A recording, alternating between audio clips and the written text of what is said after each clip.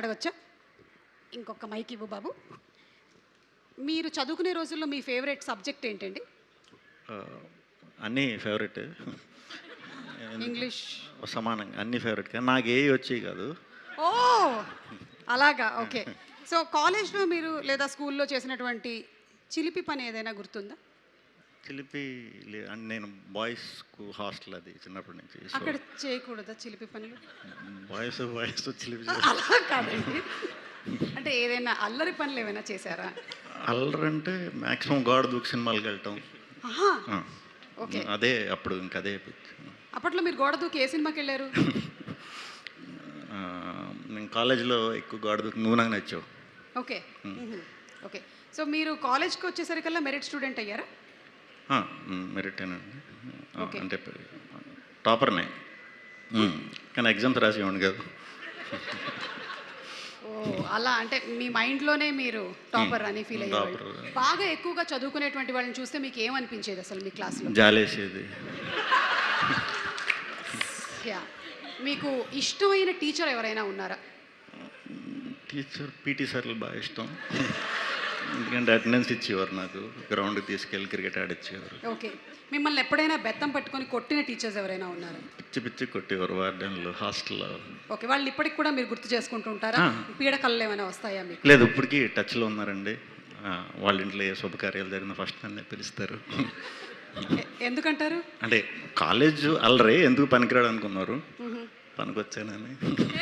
మీ school డేస్లో మీకు ఏదైనా ప్రత్యేకమైన టాలెంట్ ఉండేదా, లైక్ కల్చరల్ యాక్టివిటీస్లో మీరు పార్టిసిపేట్ చేయడం? డ్రామాటిక్స్ క్లబ్, అదే థియేటర్స్. ఓకే, సో అప్పుడే మీరు డ్రామాస్లో పార్టిసిపేట్ చేసేవారు? క్రికెట్ ఆడేవాడిని, తర్వాత డ్రామాస్. ఓకే, చెప్పినటువంటి డైలాగులు ఏమైనా గుర్తున్నాయా? మైమ్ ఎక్కువ చేసేవాడి అండి, గుర్తింపు. Okay, that's all. అండ్ అలాగే ఇది ఒక లవ్ స్టోరీ ఫిల్డ్ విత్ బోల్డ్ అంత మ్యూజిక్ కాబట్టి మీకు ఇష్టమైనటువంటి లవ్ సాంగ్ అంటే ఏది చెప్తారు? నాది ఓం బిం బుష్లో నా సాంగ్ మోస్ట్ రీసెంట్ మీది. అప్పట్లో అంటే మీరు కాలేజ్ డేస్లో ప్రేమించుకున్నారా? మేఘాలే తాకింది. రెండు లైన్లు పాడండి, పర్లేదు. High Lessa. Thank you. And అలాగే మా దగ్గర ఒక మ్యూజిక్ ఇన్స్ట్రుమెంట్ ఉంది. అమ్మ కొట్టేశారా? ఆ మ్యూజిక్ ఇన్స్ట్రుమెంట్ ఇవ్వండి ఒకసారి. ఇప్పుడు ఇదే పాటని మన రోషన్ ఇందులో వినిపిస్తాడు. మీరు ఆ పాట, మీకు ఆ పాట అంటే ఇష్టం. మేఘాలే తాకింది హాయ్ హాయ్ లెస్సా, నవరాగంలో నవ్వింది నా మోనాలిసా. రెడీ, 1 2 3. దీనికి మైక్ ఎక్కడ పెట్టాలి నేను? ఓకే సరే, ఓకే అంటే థ్యాంక్ యూ. అది వేరే మేఘాలే తాకింది. అసలు ఈ ఇన్స్ట్రుమెంట్ ఉండదండి ఆ సాంగ్లో.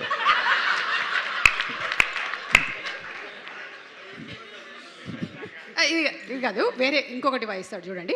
పుష్పాలోంచి ఫీలింగ్ వచ్చిందే ఫీలింగ్, అది వాయించు ఒకసారి. ట్రై చూడు.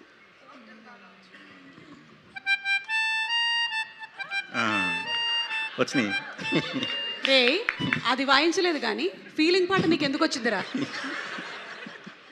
సరే, కోర్టులోని మీ పాట వాయించు. ఓ బాగా ప్రాక్టీస్ చేసినట్టున్నాడు ఇది. రెడీ, 1 2 3.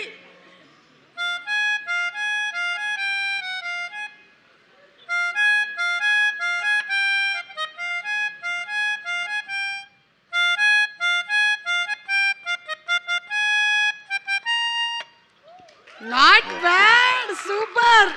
విజయ్ గారు ఇస్ ప్రౌడ్ ఆఫ్ యూ. ఇది మాత్రం నాకు ఒకటి అర్థమైంది సతీష్ గారు, ఈ మ్యూజిక్ ఇన్స్ట్రుమెంట్ వాయించాలి అంటే మనలో గాలి ఉండాలి. గట్టిగా గాలి నేనైతే ట్రై చేయట్లేదు. ఇది కోన వెంకట్ గారు, మీరు ఎప్పుడైనా ఈ మ్యూజిక్ ఇన్స్ట్రుమెంట్ ట్రై చేశారా? నేను అంత సాహసం చేయలేకపోయాను, ఎందుకంటే నాకు కొంచెం గాలి తక్కువ.